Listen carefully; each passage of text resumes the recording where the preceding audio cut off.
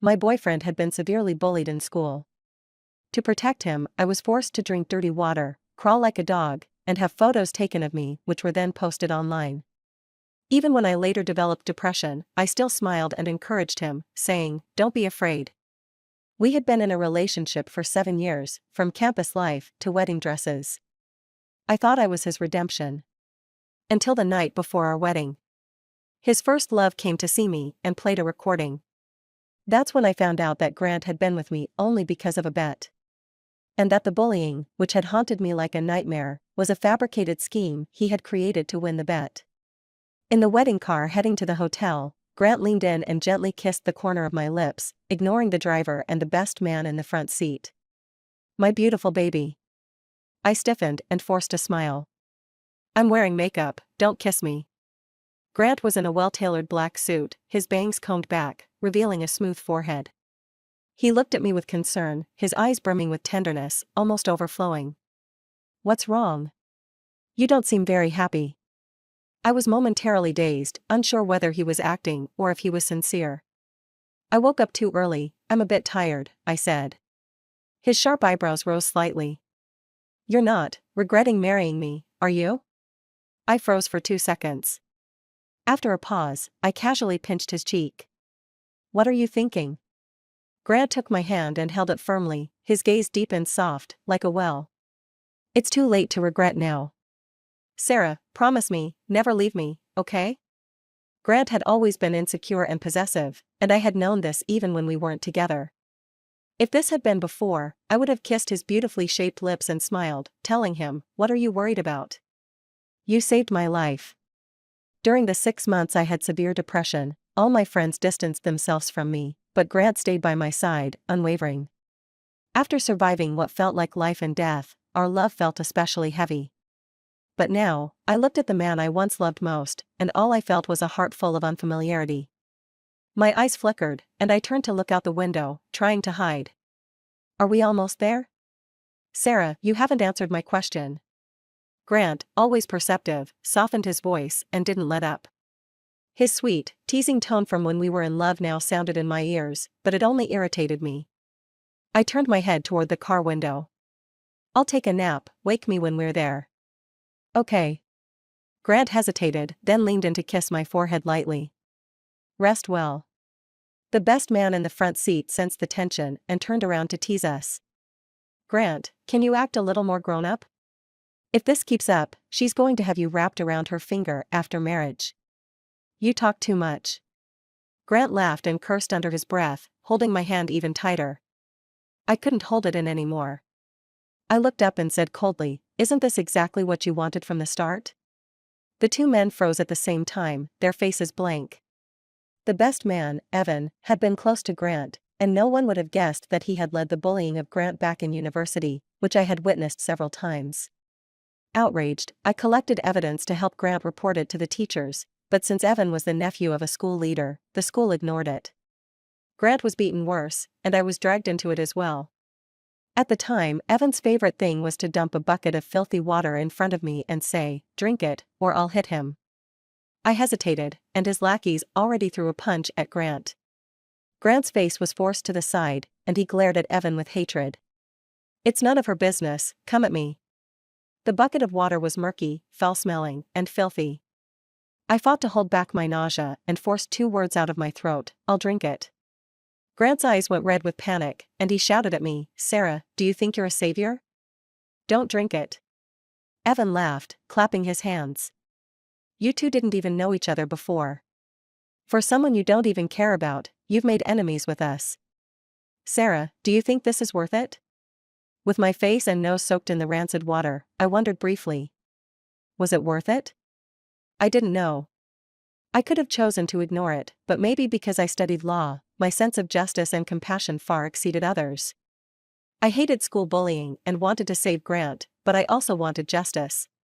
But even though I used all my strength, the people led by Evan were only detained for a few days. This time, I had completely angered them. The next day, they slapped me over 20 times, forced me to crawl like a dog, and insulted me with the dirtiest and most degrading words. When I collapsed on the ground like a dead dog, I heard one of them mockingly say, this girl is the campus beauty of the law school, her face is amazing. Wonder what her body's like. I shrank back, begging for mercy for the first time. I'm sorry, please. They laughed lewdly. Look at her, we're not doing anything else. I struggled and screamed, but they pinned me down, my arms and legs immobilized. My clothes were ripped off, and their disgusting, sticky fingers roamed my body. Purple bruises appeared on my porcelain white skin, and tears blurred my vision as I was surrounded by despair and helplessness. If I had a knife in my hand, I think I would have stabbed them all without hesitation. That day, they didn't just watch, they took pictures. The next day, the sexy photos of the law school's campus beauty spread across campus. About a week later, I was diagnosed with severe depression and forced to take a leave of absence from school. Grant rented a house off campus and stayed with me day and night. He cried a lot, and the words he said most often were, "I'm sorry." When I refused to eat, he fasted with me. If I cut my wrist with a small knife, he would copy my actions and cut himself the same way in front of me. I can't explain exactly when my feelings for him grew, but by the time I realized it, I was deeply entangled and couldn't escape. The year we graduated, I discovered by accident that Grant and Evan had set aside their past conflicts and became very close. So I privately reminded him, "Evan bullied us like that, how can you still be friends with him?" He patted my head and sighed softly. My family's company has a lot of business dealings with his. Social connections can't be avoided. Sarah, people have to look forward. His voice was light and airy, almost as if he was hinting at something. We had a huge argument about it. Grant gently coaxed me, and even had Evan come over to apologize. I couldn't understand it. Bullies didn't deserve forgiveness, and Grant, of all people, was someone who would hold a grudge forever. I genuinely hated Evan, but at the same time, I loved Grant to the core. Out of sight, out of mind, I no longer interfered with their relationship, but I never gave Evan a warm look. 5 years later, the night before my wedding to Grant, his first love, Brenda, came to see me and played a recording. That's when it all became clear to me. Grant and Evan had been in it together from the beginning, conspiring to play me like a fool. After hearing the recording, I stood there in shock, my heart feeling like it had been ripped apart, the pain so sharp it was hard to breathe. It turned out that the bullying had been a carefully planned conspiracy. I couldn't sleep that night, and torturously listened to the recording over and over again. I still couldn't understand why the man who had sworn he would marry me was the same one who had bullied me and caused my depression. After I asked that question, there was a long, heavy silence in the air. I tiredly closed my eyes. Sorry, I'm just so tired. They didn't suspect anything. Grant pulled me into his arms, resting my head on his shoulder. Take a nap. We arrived safely at the hotel. In the fitting room, I touched up my makeup and looked at myself in the mirror. The wedding dress was designed by a famous domestic designer, simple yet elegant. I naturally thought back to the day we took our wedding photos, when Grant suddenly had red eyes halfway through the shoot. I finally get to marry you, Sarah. He half-kneeled before me, reverently kissing my fingers, his tone so emotional it was nearly choked with sobs. I'll give you a grand wedding. My princess, who I hold in my palms, deserves the best this world has to offer.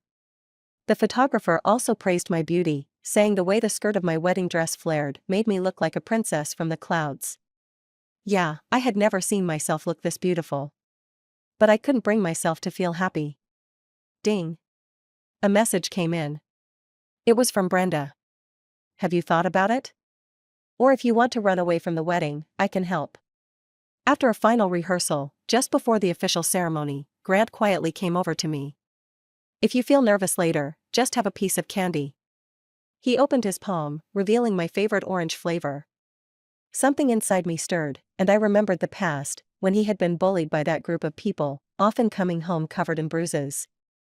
I felt a pang in my heart, wanting to cry, but I forced a smile to comfort him. Here, take a piece of candy, and it won't hurt anymore. Later, that group of people turned their attention to me, and I became the target. Whenever I was depressed to the point of self-harm, Grant would hold me tightly, shoving a piece of candy into my mouth. Sarah, you said, eat a piece of candy, and it won't hurt. The scars on my wrists were still oozing blood, and I heard his voice, trembling, with an edge of fear. Don't leave me, Sarah. I'll die. The familiar taste of orange candy spread across my tongue, and a faint glimmer of hope stirred in my heart. Grant, the ceremony is about to start. Huh? Is there something you're hiding from me? My voice was a little hoarse, and my fingers, which hung down, trembled slightly. Grant hesitated, something rare for him. But only for a moment, before his dark eyes filled with tenderness again. Why are you asking this all of a sudden? I stubbornly repeated, is there something you're hiding from me? He raised his hand, as if to ruffle my hair, but when he saw my carefully styled hair, he lowered it again. We've been together for 7 years. Don't you trust me? Yeah. I gave a self-deprecating smile and muttered, 7 years. For 7 years, he had played the role so flawlessly. If he became an actor, he might even win an award. Grant gently squeezed my palm. All right, relax, Sarah. Right now, nothing is more important than the wedding. Okay. I nodded. Grant, I gave you the chance to be honest. But you didn't take it. I watched his back as he walked away and made a phone call. Brenda, I accept your offer. I clenched my fingers, and flashes of the past rushed through my mind. Bloodstained scars, harsh slaps, vulgar teasing, and disgusting touches. If it weren't for that bullying, I might have already become a great lawyer, fighting for justice in court.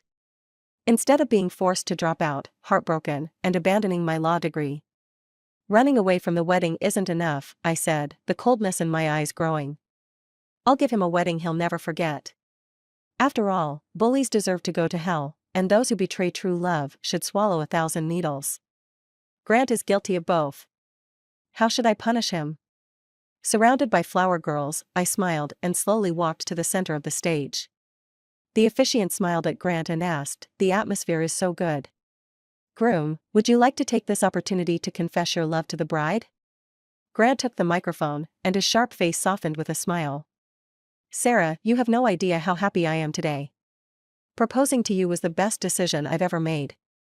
Marrying you is the luckiest thing that's ever happened to me. I smiled back at him. But meeting you, thinking I could save you, was the worst decision I've ever made in my life. With that thought, I smiled, my eyes curving like a crescent moon. A wave of applause rose from the crowd. Before the exchange of rings, the officiant read the vows. Grant stared at me, his eyes burning like wildfire. I do, he said. Sarah, I will love you forever. When it was my turn, the officiant asked, Bride, do you take the groom to be your lawfully wedded husband, to live together in the holy bonds of marriage? A short distance apart, my gaze met Grant's. I shyly lowered my eyes, about to speak, I.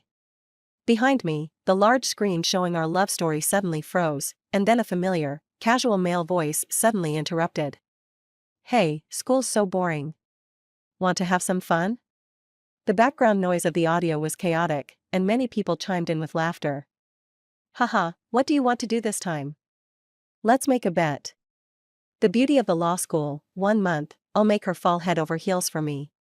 Cheers and whistles rang out. I've seen that girl, what's her name again, she smiles like a little sun. Are you switching tastes? This beauty isn't simple. There were so many confessions when school started, but I heard she doesn't care about love and wants to focus on her studies. Grant, can you handle it? The voice of the guy let out a faint, indifferent laugh, mixed with a hint of playful confidence. What little son? I'm going to drag her into the mud. But I need you all to play along with me. After all, it's more fun when we all play together, right? The recording abruptly cut off. The room fell silent for a second, then chaos erupted. The officiant stood frozen, and the guests in the audience began whispering to each other in shock. Grant was stunned.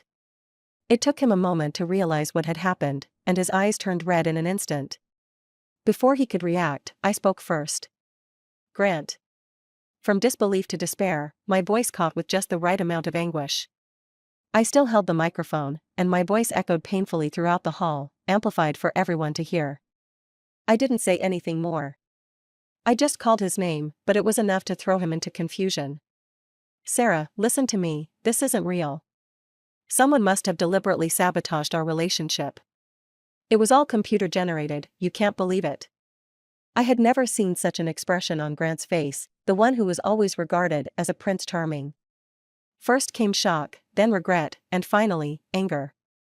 The sound technician? What's going on? He yelled helplessly, desperate to find something or someone to blame. I couldn't speak. I could only look at him with a heartbroken and disbelieving gaze. Tears streamed down my face, and I covered my mouth, crying silently. The redness around Grant's eyes deepened, and his obsidian-like eyes were filled with panic. We locked eyes for a long while. Finally, he seemed to gather himself and reached out his hand toward me. Sarah, please, let's finish the wedding first. I'll give you a reasonable explanation. Without a doubt, Grant loved me. He loved me so much that marriage had become an obsession for him. He was desperate to announce to the world that I was his wife. Grant, I'm not a fool. After shouting that with a choked voice, I kicked off my high heels and lifted the layers of my wedding dress. Turning around, I ran toward the exit. Love is not his excuse for hurting me. The imprisonment disguised as love is truly disgusting. I made up my mind to expose his true face at the wedding he had planned for so long, to destroy his obsession. The sudden turn of events caught everyone off guard, and the crowd immediately grew restless. I heard many people calling my name from behind, but I didn't stop even for a second. Brenda's convertible sports car pulled up as promised in front of the hotel. She smiled brightly, took off her sunglasses, and waved at me. Sarah, I'm here to rescue you. Brenda's personality is a lot like my old self, but with an added flair and confidence. She grew up with Grant, was in love with him for years, and when he rejected her confession, she left for studying abroad in anger. After learning the truth last night, I was heartbroken, but still couldn't help but question her, whether she was lying to me just because she couldn't have Grant. She didn't hold back, and slapped me on the head. It's been years, I'm already engaged. I only came back because I felt guilty seeing you marrying that scumbag, just wanted to remind you once. She also suggested I make a copy of the recording, just in case. And it turned out to be useful. As I was about to get into the car, I clearly heard Grant's voice calling my name. Sarah. I turned around to look. He was wearing a custom suit, his broad shoulders and long legs more pronounced.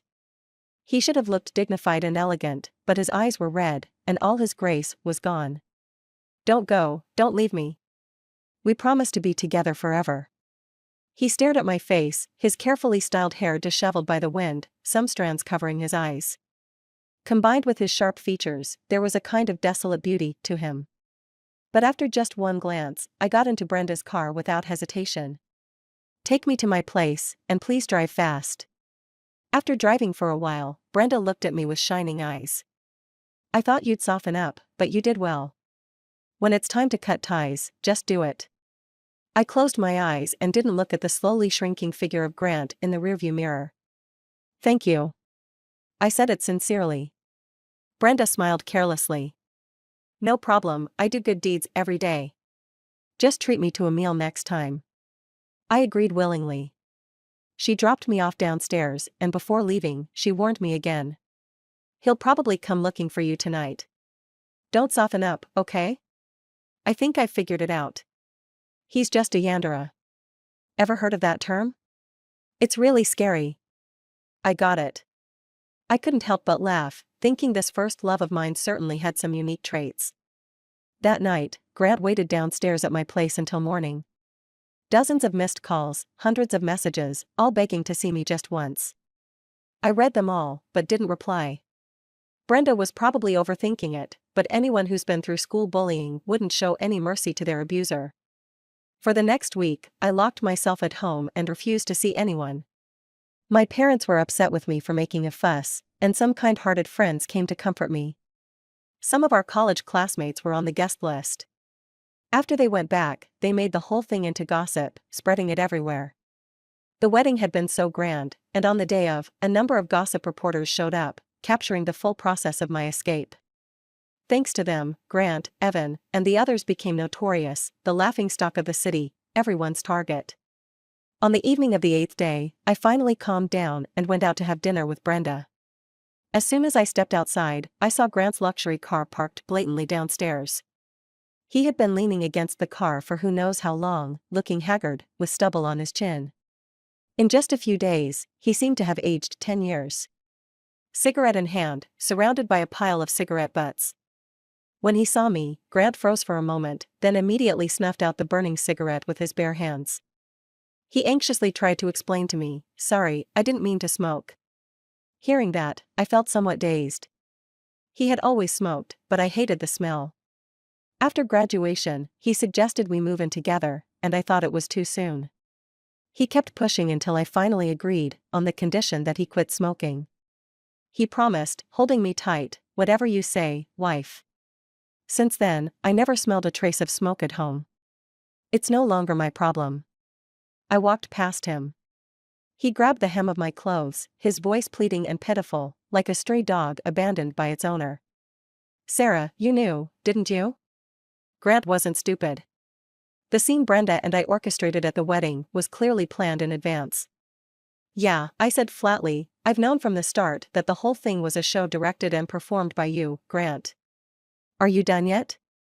"I'm going to eat." "Please don't, Sarah."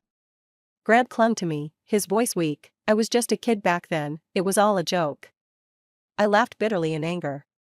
Picking up a cigarette butt from the ground, I looked down and asked him, "Do you know what it feels like when it's pressed out on your shoulder?" I pulled down my collar, revealing the scars, big and small. 7 years, and these scars are still here. How could Grant not know? Countless nights of passion, he left marks all over my body. What was he thinking back then? Was he moved by his own affection, or was he simply reverently playing with a trophy? I looked at Grant, who was stunned, and smiled. "Do you know what it feels like to be slapped 20 times, or to have your clothes ripped off and pictures taken?" "Stop." Grant yanked me into his arms, holding me tightly, his voice choked with emotion. Maybe he had gotten too caught up in his own drama, forgetting that he too was part of the show. "I'll kill them all, okay? I'll avenge you, Evan, and everyone who ever hurt you. I won't let any of them go." Brenda was right. Grant definitely has a Yandere side to him. He's possessive and obsessive, and once he fixates on someone or something, he never lets go. But I smiled, showing a cruel grin. "They're all your instructions, Grant. You're the one to blame, aren't you?" Grant was deeply shaken by this. His eyes filled with rage, trembling as he tried to cover my mouth. I smiled brightly, flipping through my phone. "I still have those photos, want to see them?" Grant, avoiding it, grabbed my phone and turned up the volume. "It's all in the past, Sarah. I've told you so many times, we need to look forward." I just stared at him. After a long pause, he finally gave in, eyes red. "Sarah, what do I have to do for you to forgive me?" I lowered my eyes, thought for a moment, and then smiled. "Only by experiencing the suffering I went through will you have the right to ask for my forgiveness." I had my lawyer draft the divorce agreement and send it to Grant's house for him to sign. As expected, he refused. "Sarah, I'll make it up to you in my own way, but I absolutely won't agree to the divorce." For the next month, Grant truly showed me his compensation. I didn't block his number, giving him the chance to contact me. First, there were a few photos. I opened them, and they were selfies with his bare upper body. Dark scars covered his tanned arms and shoulders. I recognized them immediately as cigarette burns. Some of the edges were red, probably from recent burns. From his forearm to his collarbone, the scars were dense and disturbing. I frowned and typed a question mark. Grant replied almost immediately, "Sarah, the suffering you went through, I will make it all happen to me." "Do whatever you want," I replied. The next day, he sent a video. The man in the video was wearing loungewear, his hair messy, his eyes red-rimmed. In front of him was a blue water bucket. The camera zoomed in on the bucket, revealing dirty water, with vegetable leaves and oil floating on top. Grant spoke in a hoarse voice, "By the way, we haven't exchanged rings yet. I'll finish this bucket of dirty water and then come to your place. We'll exchange rings and complete the final step of the ceremony, okay?" Without hesitation, he picked up the bucket. As his Adam's apple bobbed violently, the water level slowly dropped. After drinking about a third, Grant suddenly stood up and staggered off toward the bathroom. 2 minutes later, he returned to the camera, his thin body slumped, his face smeared with a gray liquid. He forced a smile and, looking through the screen, asked me, "Feeling better, Sarah?" I didn't react. The video was over half an hour long, but I turned it off halfway through, disgusted. That was only the beginning. What does a hunter with an obsessive desire for possession fear the most? I closed the chat window and called Brenda. I thought you were going to introduce me to a new boyfriend. Tell him to come over to my place. Not doing anything, just a date at home to save money. A few days ago, I had treated Brenda to a meal. She couldn't stand how tense I always looked and offered to set me up with someone. She swiped through her phone. How about this one? A dentist. Super classy. I had rejected him without thinking, but now that Grant was coming over, if I wanted to hit him hard, I needed backup. The dentist arrived quickly. His name was Luke, handsome, with a warm, refined air. 10 minutes later, Grant knocked on the door. I was the one who opened it. The moment the door swung open, madness flickered in Grant's eyes. He grabbed Luke by the collar and slammed him against the wall, shouting, "Who the hell are you?" Luke didn't seem fazed at all. "I'm Sarah Suter. She invited me over for dinner." He smiled slightly. "You must be her ex-husband, Grant, right?" "I'm Sarah's husband, the legal kind," Grant gritted through clenched teeth. "You're pursuing her? Am I dead to you?" I casually reminded him, still wearing my apron. "We're already divorced." Grant released Luke and glanced at me, his face a mask of sorrow. "Sarah, I told you, in my dictionary, there's no such thing as divorce. It's only widowhood." "Oh." I shrugged dismissively. "There are many ways to divorce. I'm trying to spare you the embarrassment. Don't force me to take this to court." Grant's eyes turned bloodshot, and tears traced his sharp jawline. It seemed like he didn't hear me. Trembling, he pulled a small box out of his pocket. "You said the diamond was too big and too flashy, so I had a designer create this one just for you. Here, Sarah, let me put it on for you." Luke stepped forward, brushing Grant's hand away with one swift motion. "Mr. Grant, you're interrupting my dinner date with Miss Sarah." The silver ring clinked as it fell to the floor, the sound sharp and clear. It almost felt like the sound was signaling that my connection with Grant was done for. Grant froze for 2 seconds, then suddenly snapped. "What the hell do you think you are?" "Grant." Just as his fist was about to strike Luke's face, I shouted. "We're done. How much longer do you plan to make a scene?" The hostility in his body evaporated the moment I spoke. I bent down to pick up the delicate ring. In front of Grant, I casually tossed it into the trash can. Why keep something useless? I watched his expression crack, piece by piece. As if that wasn't enough, I leaned closer to his ear and sighed softly. "You're a great actor. Sometimes I wonder, since you managed to lie to me for 7 years, why didn't you do a better job hiding it? You could have fooled me for a lifetime." Grant's eyes were almost pleading, his voice hoarse, raw with emotion, as if sandpaper had scraped his throat. "You said, if you could experience the pain I went through, you'd give me another chance. I've done that, haven't I? Sarah? How about this?" I raised an eyebrow coldly. "Kneel and apologize to me, then I'll think about it." Without hesitation, Grant bent his knees and dropped to the floor. Like a dying dog groveling at my feet. "I'm sorry, my Sarah, I'm sorry." My mind drifted back 6 months.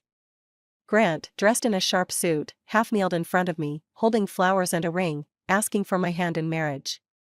That day, my makeup had been ruined by tears, and I clung to his waist, making threats. "Grant, if you ever treat me badly, I'll never let you off the hook." He sealed my words with a kiss, urgent and passionate. "I love you, and I'll love you forever." Back then, those heavy promises felt real, but now, in this moment, they were nothing but a joke. I lifted my head, unwilling to let him see my reddened eyes. Grant was still pleading, desperately. "You say kneel, and you actually kneel, how low can you get?" I sneered, laughing cruelly. "Maybe, the only way I'll ever let go of the grudge is if you're dead." Grant left in a daze. For several days, I didn't receive any videos from him. Under Brenda's persistent matchmaking, Luke began his aggressive pursuit of me. I saw the gossip in the city, and to be honest, I really admire Miss Sarah for her bold and passionate personality. I felt a little embarrassed. "Sorry, I'm not interested in dating right now. You must have figured it out by now." That day, I I was just using you. If it weren't you, it would have been someone else. Luke raised an eyebrow. No need to apologize. I'm just glad you picked me, not some other man. I smiled faintly. Thank you for your feelings, but I've got to go. I'll leave first. Without looking back, I got up and walked away. My last relationship cost me 7 years of my life. Perhaps the pain was too deeply etched, but right now, I had absolutely no interest in men. Half a month later, during the company's regular meeting, I suddenly received a call from Grant. I hung up, and he called again. I hung up once more, and he switched to a different number. Unable to take it anymore, I snapped, "Are you serious?" I wanted to say, "Are you done? It's been a few quiet days, and now you're back to causing trouble." But the second half of the sentence got caught in my throat. On the other end of the phone was a stranger's voice. "Hello, may I speak to Miss Sarah, Grant's wife?" Grant jumped off a building at 1 p.m. Please come to the police station to claim the body and confirm the identity of the deceased. The phone dropped to the floor as my mind exploded. Grant, really died? Because of what I said, maybe only when you're dead, I can truly let go of everything. He took half a month to arrange everything, and at 1 p.m., he stood on the rooftop, calmly ending his life. The police said that before jumping, he had written a note on his phone, addressed to me. I paused the meeting and stared blankly at my computer screen for a long time. I didn't ask the police what the note said, nor did I go to identify the body. I had made up my mind to cut ties with him completely. Was this my revenge? I couldn't describe what I was feeling. Just recently, I was in his arms, discussing wedding details. I said I wanted to have a daughter after marriage, to do her hair and put her in beautiful dresses. Grant buried his head in my neck, his voice muffled. I don't want that. I don't want a child taking your attention away. I poked his forehead. Hey, you're jealous of a daughter? I've told you so many times, I love you the most. Having a child won't change that. His fluffy head rubbed against my neck like a clingy puppy. Half serious, half acting cute, he said. Sarah loves Grant the most, but Grant only loves Sarah. Lovers turned into enemies, and all that remained was a cold, lifeless body. Lying in the morgue, unclaimed. In a daze, I remembered Grant's words. In my dictionary, there is no divorce, only widowhood. A self-fulfilling prophecy. The wind blew in from the window, and I exhaled slowly. So be it. Grant, let's not meet again in the next life. We are clear. Brenda and her fiancé were going abroad to settle down, and I saw them off at the airport. Before they left, I gave her a big hug. I won't say much more, but when you two get married, I'll give you a surprise gift. Brenda smiled softly and tucked a stray hair behind my ear. 7 years ago, at a gathering of old friends, I accidentally recorded that audio and saw through Grant's true nature. Unable to accept that the person I had liked all my life was a complete scoundrel, I chose to study abroad and stayed away for years. During that time, I occasionally thought about how that girl who was tormented by Grant was doing. But by hiding the truth, I was no better than one of his accomplices. So you came back to save me? I looked up at her and met her gaze. Thank you, Brenda. It's because there are people like you that this world doesn't seem too bad. She stared at me, smiling. You're a lot like me, Sarah.